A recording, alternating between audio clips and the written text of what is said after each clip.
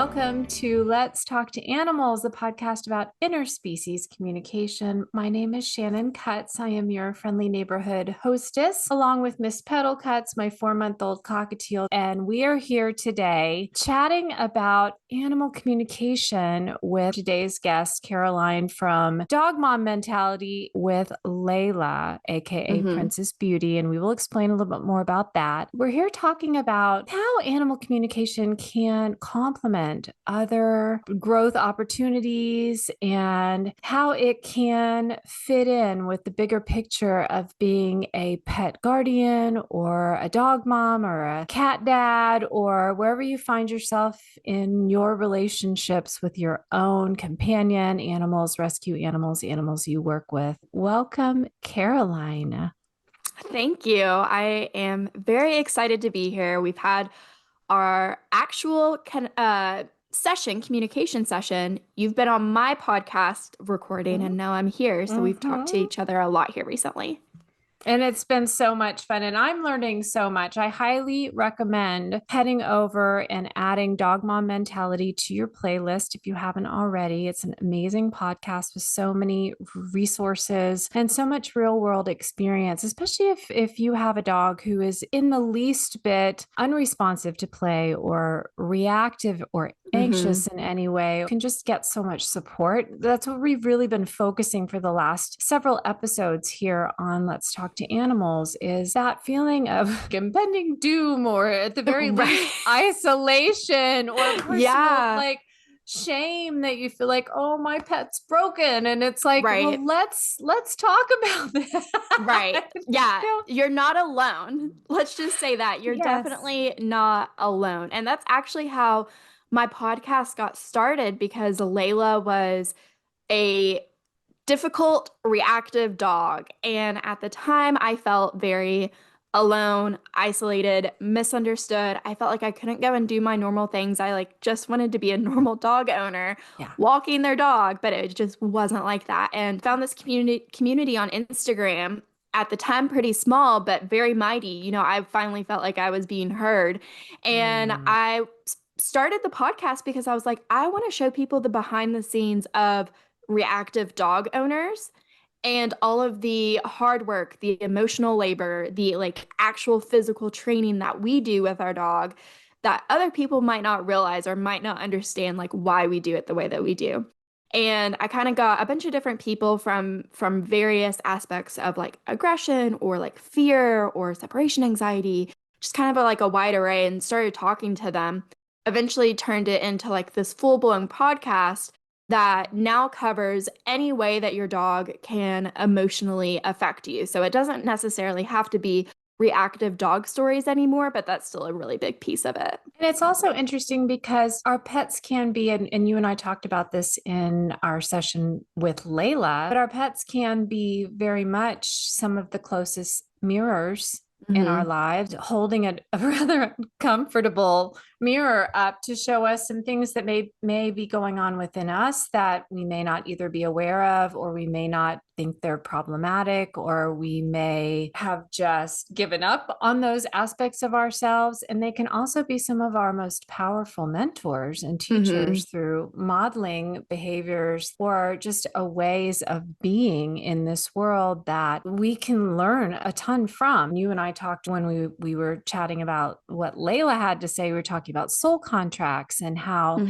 there really isn't any accident. So if you're listening to this or you're watching this today and you're going, mine's broken, or how did I end up like this, or it's just not matching up with my vision, one thing I would really encourage you to consider, other than going over to dogmommentality.com, the other thing I would invite you to consider is that if you can imagine it, you can create it. And so it's already out there. Consider that this is your life knocking and inviting you out to play, maybe literally, definitely metaphorically, inviting you out to grow, to learn, to evolve, to transform, and that you and the particular animal you're keeping company with, whether for a reason, a season, or a lifetime, so to speak, is the perfect partner for that. Absolutely the perfect partner. I love Don Miguel Ruiz, the 4 agreements, and one of the 4 is don't take anything personally. And so your dog has come into your life or your cat or your parrot or your turtle or whoever it is, they've come into your life as a part of their own. Look at her. If you're watching the video, she's got the four agreements right there. Don Miguel Ruiz, amazing, amazing, amazing. I follow him on Instagram. I've known about him through a mentor of mine for many years. Obviously, Karoline, you do as well. So highly recommended homework for you today, or play work, if you will. Just try on these four agreements for size. We can make the same mistake with our kids, anyone with whom we regularly encounter and engage in relationship with, that we take their behavior or their stuff personally as if it's a reflection of us. And in reality, your animal came to you already fully engaged in their own story. And their own stuff. So Karoline, I didn't really prep you for this, but I'm sorry about that. But I always love to invite our guests to take us back to the beginning, because I've come to know you and absolutely treasure who you are and your story and Layla's story. But our listeners, they may not know you and Layla at all yet. So can you just share a little bit about how you got to where you are today, and also how you became a little curious in adding animal communication to Layla's toolkit and your toolkit together? So just rewind us a little. Yeah. So I love talking about this, and I kind of call it my dog mom phases, because I think about like the different stages that we went through. So my husband actually got Layla himself, and it was kind of like hey, I want to get a dog. We're dating, so like it's going to be our dog, but like, hey, I'll take care of it. I'll do all the potty training. I'll do the feeding, all of that. I was like, okay, great. At the time we were in college, and it was February of 2020. So we were in our senior year of college, and we lived separately. So the remaining college months, which would have been about 4 at the time, she was going to stay with him. She was going to be his dog. All good and dandy. Well, the next month, the pandemic hit. And so we all moved from college to my mom's house, and me, my husband, my boyfriend at the time, and Layla started to live there. And I started to grow kind of a connection with her, but it was a lot of like I'm the fun parent kind of thing. I'm just going to take pictures of her. She's just like going to be like a cute little asset. I had no intention on like having this big of a relationship with her. Growing up, I had dogs, but it was kind of the same. Like they were just there. I didn't have like a ton of connection with them. Never really been like a big animal person, if you want to know the truth. And so at that time, she was a puppy. We were doing like the cute sit, shake, like cute tricks, not a ton of like functional training, especially because the world was shut down. So she couldn't have a lot of the social training that puppies at that stage normally get. Fast forward a little bit, and she's in her like adolescent stage, which is like the 9 months to like a year-ish old. And that's the time that they're getting a little bit more rowdy, right? And, we didn't really do much of training. She was just kind of there all day. We just kind of coexisted. And my husband started to go for work trips where he would go for 1 to 2 weeks, and I would be the one responsible for Layla. He was also working at an office, and I worked from home. So I started to become more responsible for her. And you can blame this on whatever, but we got to this point where we had zero relationship. I was asking her to do things. I was taking her out and she wasn't listening to me, or I would ask her to get off the couch and she would just look at me. And it eventually got to this point that I would describe us as stepsisters living in the same house. So, stepsisters have like a really weird dynamic where it's like a power dynamic, and they're like a little bit like, am I allowed to cuss? Absolutely. Okay, they're all like, those words around here. Okay, they're like maybe a little bit bitchy to each other, like how stepsisters do, and they're like, I don't want to be here, but I'm here. That's kind of how me and Layla were, quite honestly. That's the best way that I can describe it. And so we ended up getting to this point that besides in the house, she was super fearful on walks. So we couldn't really take her out off of our street. And she started to have crate aggression, which was kind of the tipping point for us, because having a dog react towards you, bark at you, snarl at you, growl at you, snap at you, that's like a whole different experience It's just like the lowest of low that you could get. I like in terms of like emotions from a dog owner's perspective. Awful. It was awful. So that was really the tipping point. And the time we were having these really hard conversations of like, what do we do? Do we rehome her? Do we try training? Like, how much do I want to be involved with in this? How much can my husband be involved with this? Like, what are we going to do? So we did we went through a few different trainers and we ended up finding a solution, or not a solution, but something to work towards, like a hopeful thing to work towards, right? And we were starting to get something under our belt to give us a little bit of confidence, like, okay, like maybe we can keep her, maybe we can work through this. I don't know how long it's going to take, but like all I want is for my dog to listen to me and to like be able to walk off of our street like a normal dog. So that was kind of like the first 2 to 3 phases of like us not really even liking each other to us being at the lowest of low because of her reactivity and behavioral issues. So then we started really getting into training, and I became obsessed with it. And it's part of the perfectionist in me and the people pleaser that I started to take her out, and I didn't want to look like a bad dog owner. I wanted everything to be precise, tight, managed, nothing wrong, so I wouldn't get blamed as the bad dog owner. It wouldn't be on me. And a lot of the times I saw her as a reflection of me and my work. And, I've always been a hardworking person, but at the same time, I've always been very independent. I was an only child growing up. So, like, I literally only depended on myself to get what I wanted and the outcome of things. I determined how well it was going to be. And so for her to be the first thing in my life that I put so much work into, but the outcome wasn't what I expected just because she's her own living, breathing thing was really, really hard on me. So we were making some progress with the training, but I was having a lot of judgment, a lot of shame, a lot of bad negative thought patterns. And not only about her, but about myself and about us as a team. And I eventually got to this point that we had come to so much progress, but I felt like we had hit a plateau. And that's where I really discovered play. And it's what made us just kind of get over that plateau, get over that hump.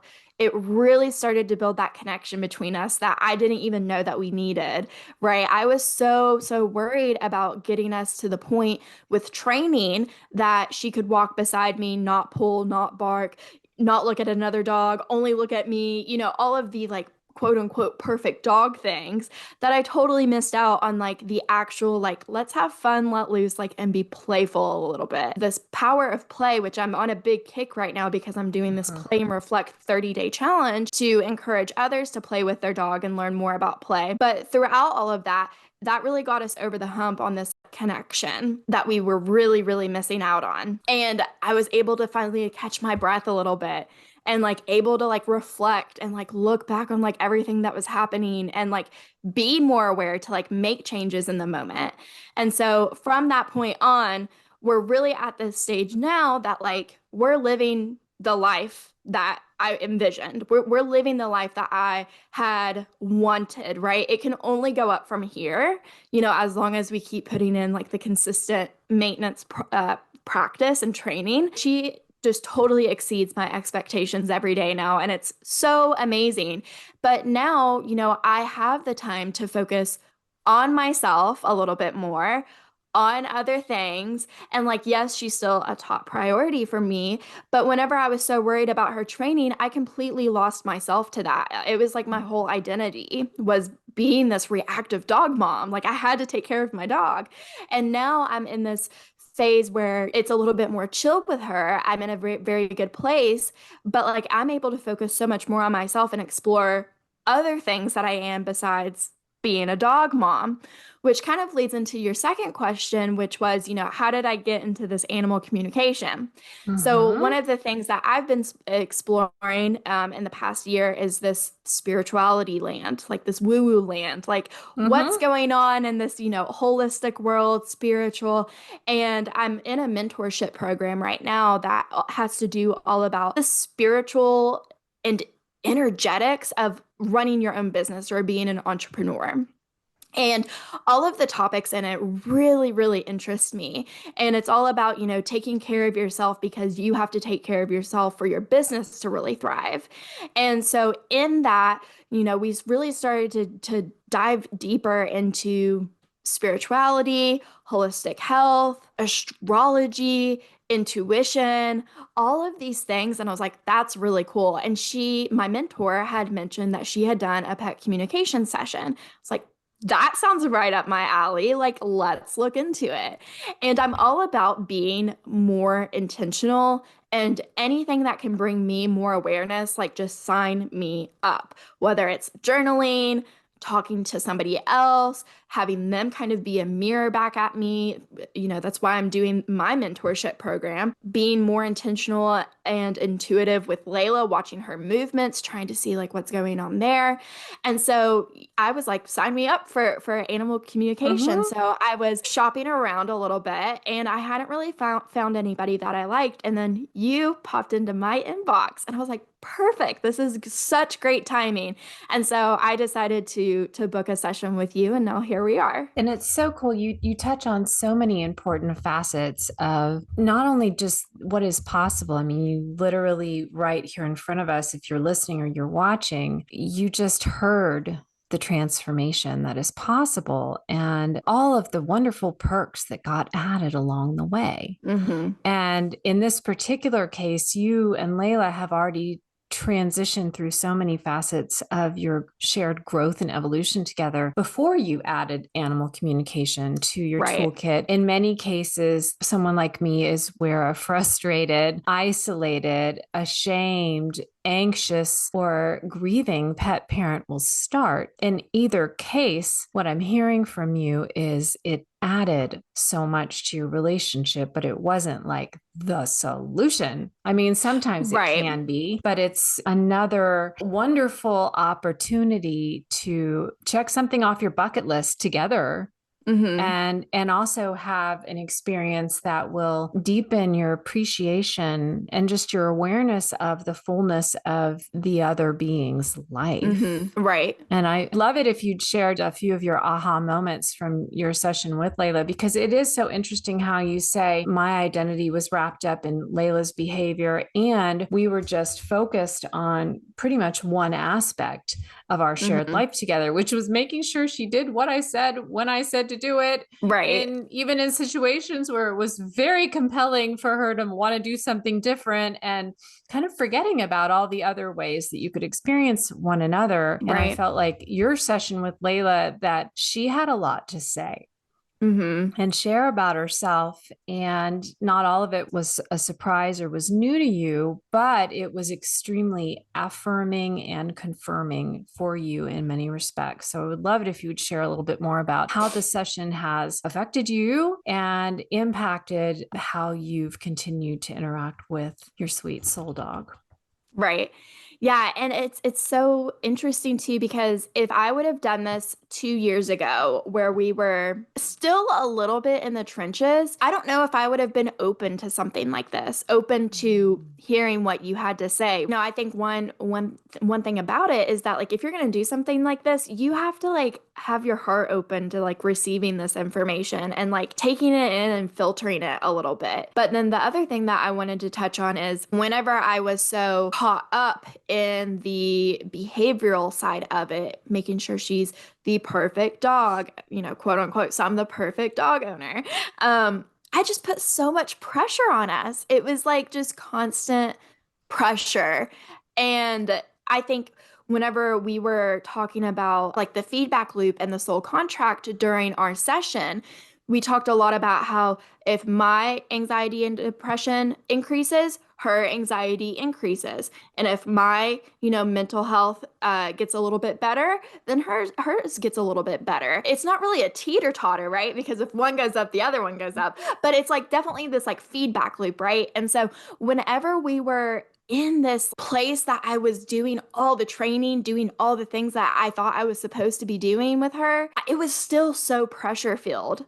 And so my anxiety was still very much heightened. And I think that's one of the reasons that we had a plateau, that we weren't able to like get over the hump at some point. And it wasn't really until I let loose a little bit and was like, I'm gonna try something that I don't even know what it's gonna do, but like I'm gonna try playing with her. It sounds so simple to actually move around with her and be goofy and silly. And it literally does release endorphins and everything, right? But like it was so healing for me too, I think, just to like be goofy with her because like I said, I was an only child growing up. And so I played by myself a lot. And I didn't have a little brother or sister to wrestle with. And now I'm out here wrestling and rolling around on the grass with Layla. So it's like a very healing aspect of it as well for me. You know, some of the other aha moments, or really like just affirming moments that we had during our session was she had the one thing that she said that I was like, I don't even know how anybody would know that. Like that's wild. It was absolutely crazy. It's kind of personal, so I'm not going to say it, but I just was like, I can't believe that came up. And it was so exact and direct with the soul contract and the anxiety going up and her anxiety going up. That was very like affirming. Like I very much had awareness of that, but then to hear it coming from you, from her, you know, it just was like, okay, this is the truth. Like this is how she interprets it as well. Some of the other things that really got me were the fact that she said that she loves being a canine ambassador. Like she loves knowing that she is part of the bigger mission. And I have this mission with Dog Mom Mentality, which is to increase emotional intelligence, empathy, and awareness and destigmatize mental health through the lens of dog ownership. And she, like the fact that she knows that she's a part of that was really, really, really cool to me. And it made my heart really, really happy. Let's see some of the other things. And I want to pause there for just a moment because Yeah. that's the kind of airy fairy thing where that gives animal communication its woo-woo reputation and in many ways gives folks who are on the fence or actively skeptical a reason not to even give it a seat at the table, not to even give it a chance. And yet when I shared that, you told me how much she loves the camera. She does. It's like whenever you said that, I was like, you know, I never really considered that, but like she definitely does love the camera. She loves performing. You know what I mean? She loves being right there with me. And you know what? It might be because I have treats, but like it might just be because she knows she's part of something bigger. Anything that provides any kind of affirmation and opens up even more playful, more inventive, more creative lens for you both. It's like if it sings to your heart and you see any evidence anywhere in your life that there's a shared resonance. And I think we talked a little bit about this on your podcast, and these episodes will be coming out at the same time. So as soon as yours goes live, I will definitely link to it in these show notes to make sure everybody can go over and hear more of the full story. But it's really cool to take a look through the lens of mental health and say, well, our fight, flight, freeze, tender, befriend system, the way that it's designed is to keep us alive, which means it's always going to default to what is the worst that can happen. And let's make sure that it doesn't. And then we'll just go ahead and mitigate the whole range in between. But from this higher place of more of the spirit focus and the intuitive focus, we get a chance to use our higher faculties, tap into these higher frequencies where we can imagine what is the best that could happen. And vision towards that. I also just love your awareness of the power of play. That sounds so cheesy, but it, you know, we see it all around us. It's the kinetic movement inherent in play that not only does it release endorphins, which is the best, that's the good stuff, but it also helps us shake off cortisol, which is the stress hormone, which is the silent killer, essentially the worst that can happen. And you see animals all the time, if they've been under stress, if they've had trauma, if they're anxious, you see them shake if they've been predated upon. If we have a lot of feral cats and they prey on some of the little birds out, and if they manage to escape, you'll see the little bird pick themselves up and shake their whole body and literally shake it off because they can't hold on to that shit and survive through another brunch or lunch or dinner rush. So giving our animals this opportunity, giving ourselves this opportunity to move our body. Yeah, we feel good, but what we don't realize is also we're literally exhausting the bad. We're reactivating our lymphatic system. Hey, get to work, move the garbage out of our system. And so that's the intuition at work. When you discover this, I feel like there's so much, and we talked about that you are intuitive, and I do tend to attract highly intuitive pet parents as well as highly sensitive pets, and we talked a lot more about that as well. It's just so many of your choices have been intuitive, and now it's just bringing more consciousness to that and beginning to really anchor into the trust in yourself, far from being the pet parent who's eating the shame sandwich for breakfast, lunch, and dinner. It's like, this is the narrow way. This is the tough stuff that gets you to the really good stuff. Right. And I was the person eating the eating the shame sandwich, the shame shit sandwich. Yes, exactly. I know, because it was the really bad stuff that nobody wanted. Right. I was that person. Like I definitely was putting pressure on her, but pressure on myself as well. Like, constantly it was, what am I doing wrong? Am I not strong enough? Am I not capable enough to be her owner? What I have found too, and part of the reason that I'm so just passionate about this is that I have mental health in my family. And so I've seen what it's like to be misunderstood with severe anxiety and depression.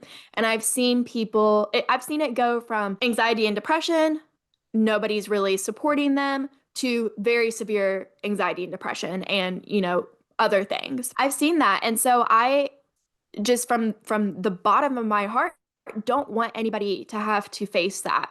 I don't want anybody to have to feel that. I don't want anybody to have to see what I've seen from my perspective. And I know that these thoughts in one areas, even if it's as simple as dog ownership, that carries over. If I'm thinking about how I'm not capable with Layla, the next day I will think how I'm not capable of doing something at work, or how I'm not capable of giving good advice to a friend. That stuff carries. Like, you have to start working on it in one area of your life at least, and then it's going to carry over. You will notice those patterns. And the other thing that's really interesting is that so often we do look at the cookie cutter advice has been, oh, you're anxious, oh, you're depressed, bring a pet into your life. It will add instant joy and instant upliftment. And it's like, oh yeah, and extra stress and financial. Financial and emotional, and you're adding another life story, building a symphony, and you've got an instrument that's out of tune, and you've got to stop everything, and you've got to work with that. And so it's really important to consider, is adding an animal to my world right now the next best step, or might it be that I just need to add some more nature to my world? I need to add some more green space to my world. I need to perhaps just hang out with some wild animals for a little while, or have a conversation. That's one of the things that really can be helpful about animal communication too, is this the right animal for me, or is this the right animal for me right now?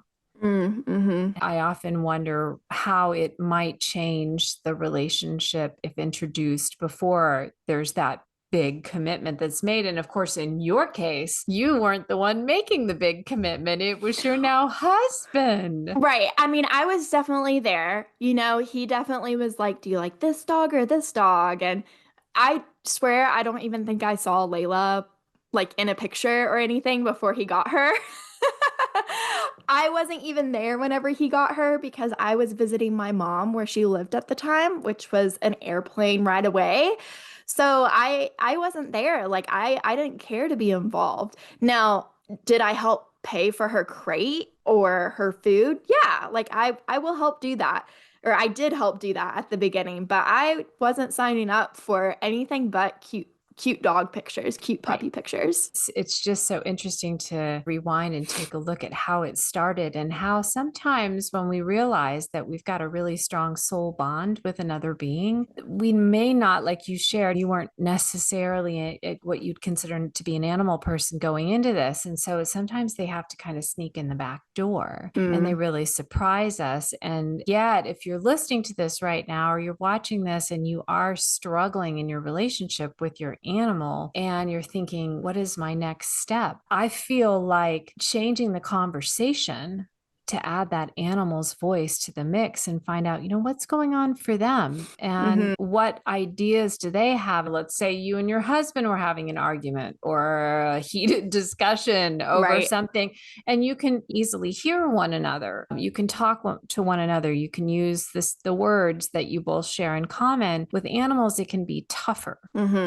It can be tougher to have those conversations. And we try in so many different ways. And you've had a lot of those conversations. You've worked with different trainers. You have worked with different mentors. You've created your own journal with prompts where pet parents that are frustrated or struggling can hopefully get in touch with what's going on. Has there been anything else that's crossed your path that has made you feel like you could really hear from Layla in the way that animal communication has done? Or has it all been just different aspects of having a conversation with her? A lot of the things, we kind of already knew. It was that very affirming, confirming aspect of it, validation, right? One of the things that I asked you was, and this was a true question that I really needed to know the answer to, was, does she want or would she care if we added another dog to the family? And she said, heck no.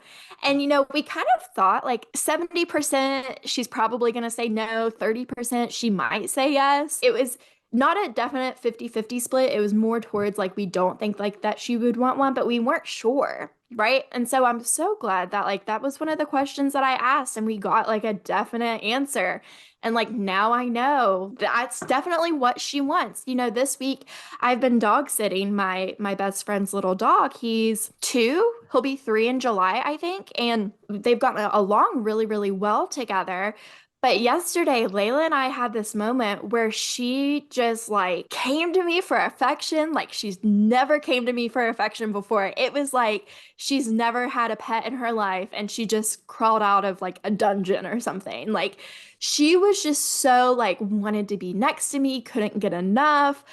And Sunny, who's the dog I'm sitting, was right there. And one of the things that we've had to work on so much in our training was her excitement and reactivity around other dogs. And, I thought, I don't know if I'll be able to have them together. Layla might be too much because he's just a 10-pound puppy or a 10-pound dog and she's 55, 60. She might be too much. And in this moment that she came to me and was just wanting all the love, couldn't get enough. I felt in that moment, I thought back to the question of would you want another dog? And in that time, I felt she was it was just coming up again. I was I know that she wants me all to herself. She's my girl. I'm so proud of her. And it was just kind of this thing of I want to spend this one-on-one time with her. I want more of that. And so, yeah, just after that and then asking you the exact question, I'm nah, I don't want another dog anymore. Well, we'll stick with just Layla for now. That was one of the questions that I really didn't know the answer to. I had no idea what was going to come out of your mouth. And so, yeah, that was really, really great to know. And it's very revealing because we have our very analytical, very logical reasons. And you and I talked about that for why we cook up these ideas. Right. And sometimes they're great ideas. And sometimes we have that conversation and we discover they really are heart-centric ideas, or there really is a way forward if that's really wanted. But in many cases, it's really just a function of our analytical, logical left brain lodging its way to a conclusion. We okay, well, what is adding another animal really going to add to Layla's life, to your life? Is this the only way to create an environment where this becomes possible? Right. And then just recognizing that it's not all about making sacrifices so that someone we love and have been working on a relationship with so diligently can have an enhanced experience of life with us. It's maybe they don't want that either. Right. Or maybe, as one of my intuitive teachers, Sonia Choquette, talks about, how good can you stand it? Because sometimes we're not comfortable with that level of joy and bliss and closeness. And so we actually work against what we're visioning for ourselves, what we really, really want, because we're afraid that we can't handle it. Or there's just nothing in our worldview and our frame of reference that said it could ever get this good. I didn't envision it to be this good.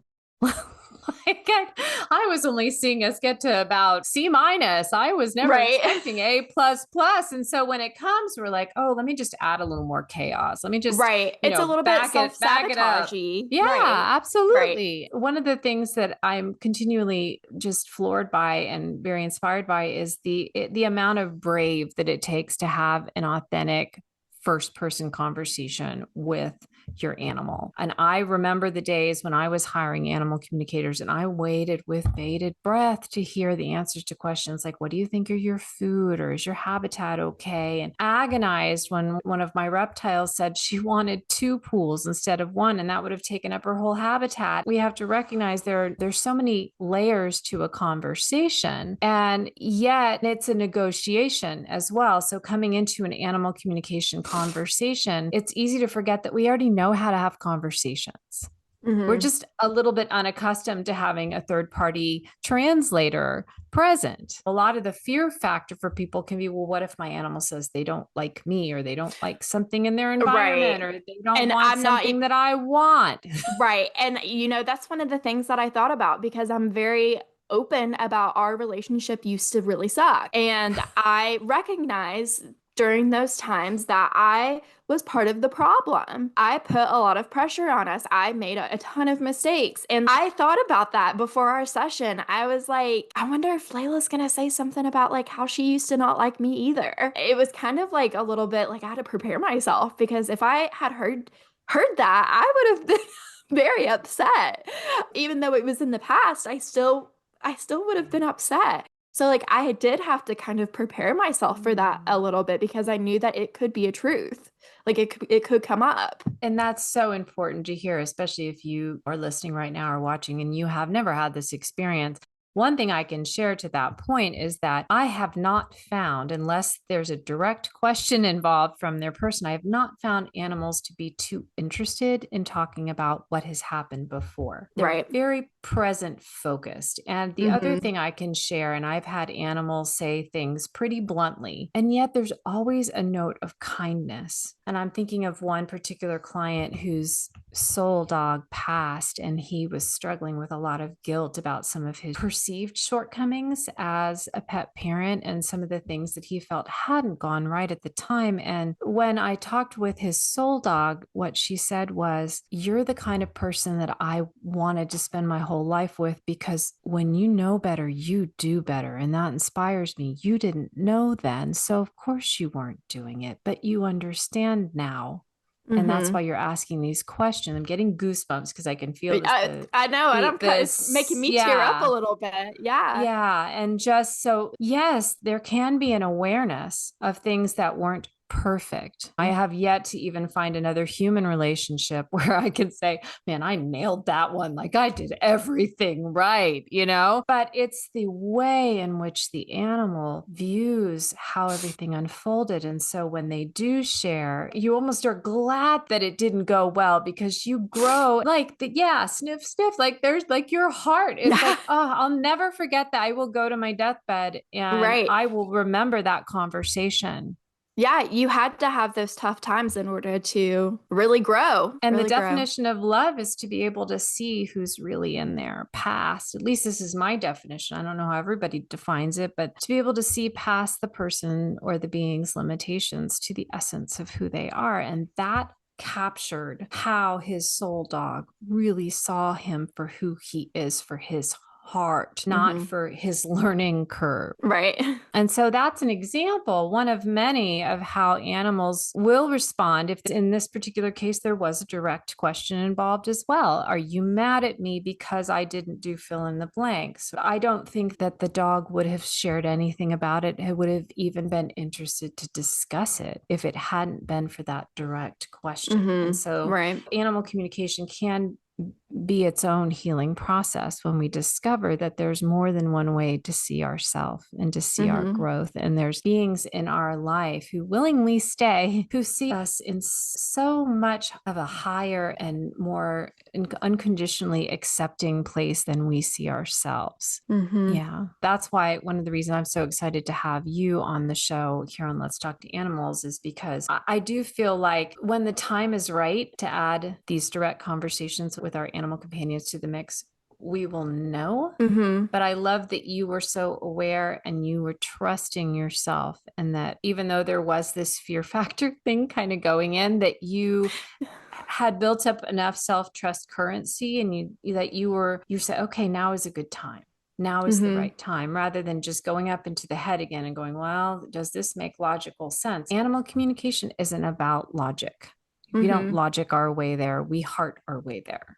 Yeah. And yeah, and you've added so many other experiences into your life that you have really kind of paved the way for your own intuition to have a bigger seat at the table as well. Mm-hmm. Yeah, So this was a little bit of a treat for me, to do the animal communication session because, like I said, we aren't in the trenches. Layla isn't going through any kind of illness right now. And so I think typically, like, those are when people come to do an animal communication absolutely, session. very This much was so. right. This was almost a little bit more like a treat, like a fun thing, and like maybe a little bit preventative for us to just keep me on my toes and keep me aware of things to look out for, things to appreciate. I mean, now every time that I go to post something, I literally think about how Layla said that she loves being a canine ambassador and being a part of something bigger, right? So it brings up a lot of little things in our day-to-day life now that just makes me smile. It makes my day to hear it, because preventative it's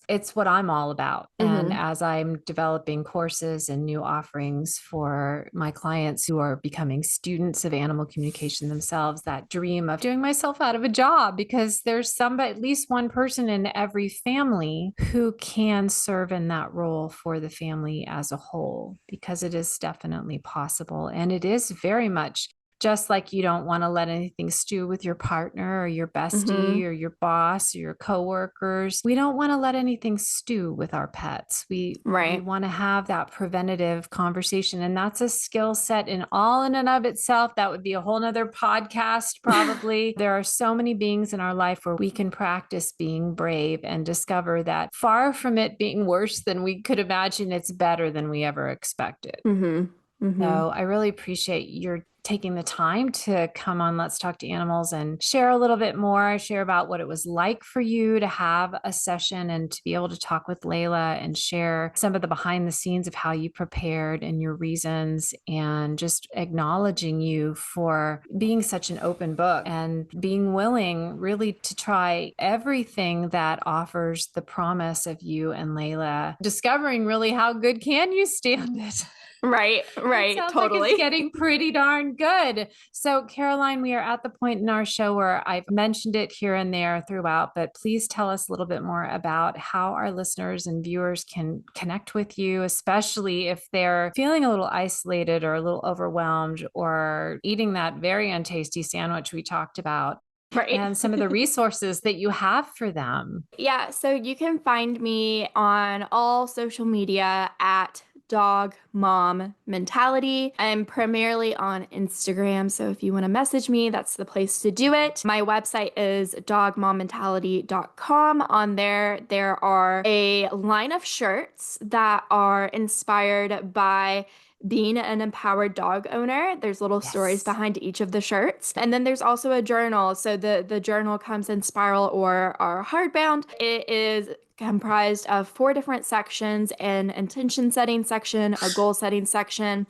The actual beef of the journal is broken down into 10 common emotions dog owners face, from frustration to bravery to anxiety, alone, anything. And so they each have prompts with each emotion. And so that guided aspect of it really helps a lot of people that are new to journaling. But it's all from the eyes of a dog owner. So all of the questions, kind of relate back a little bit to the situation that you were going through with your dog. And then the last section of the journal is a wins tracker for you to just write down all of your wins, big and small. And then the last place that you can find me is on Apple or Spotify, wherever you listen to podcasts. for the Dog Mom Mentality podcast. I love this. And I love the wins because that gratitude. And it's also a way to really take a look from where you are now. And it's like, yeah, maybe it's not perfect. Maybe there's a little tweak that we could make here or there, maybe a big tweak, but shoot, wow, we're getting to the point where we are tweaking rather than, well, that didn't come out right. But you know what I'm saying? Yeah. The minor things, not the big things. Exactly. And if you're listening in or you're watching and you're in the big things phase, I can't encourage you enough to connect up with Karoline and her community as well, and just really recognize that the animals that we keep company with are complex, highly evolved, intuitive, and empathic beings. And I truly, the more I do this work, the more I have come to not just believe, but experience that there are no accidents in who we cross paths with. So if you have been thinking to yourself, man, I wish there was somebody I could talk with or just vent to, or I just feel so alone, consider this a happy, not accident, and an invitation to step out of the isolating shame and the shadows and into a supportive world of new friendships where you can really own that being partnered with any being of any species is a pretty big deal. Brave you. And let's get you some support and some encouragement so that you continue that journey, not just with a brave face, but with a brave heart. So Karoline, thank you again. I'll of course put all your links in the show notes and the link to the journal, but just absolutely delighted to have had a little window and a little spot in your life with Layla. Princess Beauty is an absolute delight. I just adore her, and what a gift to meet you. So thank you again. And for those of you who are listening or watching and you have found Let's Talk to Animals out of all the podcasts in the podcastosphere, and you are listening for the first time, or you're watching for the first time, welcome. We're so delighted to have you. Animal communication is no more or less woo than having a hunch or a vibe or an aha moment. And I invite you to continue your journey with us. We are releasing new episodes every 2 weeks this year for season 4 to give me a little more time to prepare and really dive in deep. We've got 3 amazing seasons before this one, and feel free to reach out either via your favorite streaming service, or you can always find us over at animallovelanguages.com/podcast. And that can get you wherever you need to go, or to reach out to me directly if that's your intention. I'd love to hear from you. So we'll be back with you in 2 weeks for a fresh new episode, and sending you and your interspecies family all of our love. Okay, bye for now.